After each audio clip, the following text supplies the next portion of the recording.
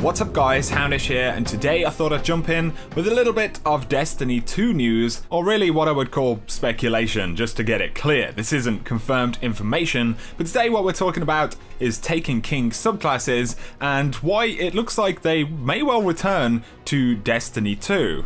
So last night on Reddit, a user called the Taken Dick posted a pretty compelling argument for why it looks like these subclasses will actually return. Of course, at this point we know that we're getting the new Sentinel Titan, the Arcstrider Hunter, as well as the Dawnblade Warlock, but we will also be getting the Voidwalker Warlock, we'll get the Striker Titan, and the Gunslinger Hunter, and all of these have been in some way reworked or kind of completely overhauled. But I think the first thing to take note of is this particular image right here. So we can see the Dawnblade Warlock Super right there, but if you look to the left, there are two grayed out cubes, and these are the cubes that represent slots for weapons or abilities or anything like that. Exactly the same for the ones that you see on the weapons right there. And it makes sense that you can see the Dawnblade there, and then of course you would have another super option as well, but there is that third slot, which is pretty interesting. Going back to Destiny 1, we did have a missing slot that was actually grayed out until we got the new subclasses later on. On top of this though, the user posted some images of characters, and we can see the Warlock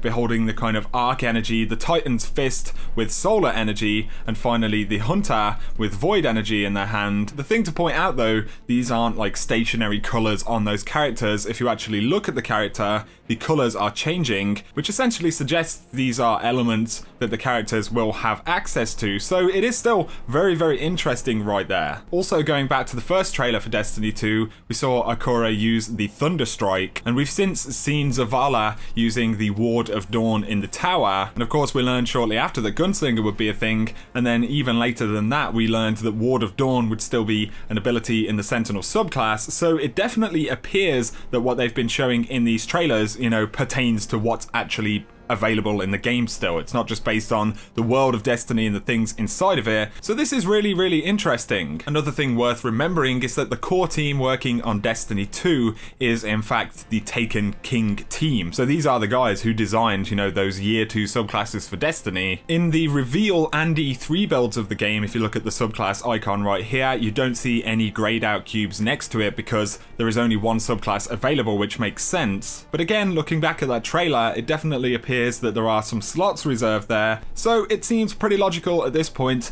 that those Taken King subclasses will be returning in one way or another. Of course, there is also the lore logic that those Taken King subclasses were not fueled by the Traveler's Light. They were in fact, you know, raw elements or whatever. So yeah, that's pretty much what I wanted to share with you guys today. What do you think? Let me know in the comments section. Do you think we're going to see these subclasses? Of course, later down the road, we may learn that they're going to add subclasses, you know, in DLC or something like that. We know how this works. There's no point in being surprised or shocked that that might happen, really. So either way, I'll be curious to hear your thoughts, but if you have enjoyed the video, a like is appreciated, guys. If you're new to the channel, be sure to hit subscribe if you want to see a lot more Destiny content. But for now, thanks for watching and have an awesome day.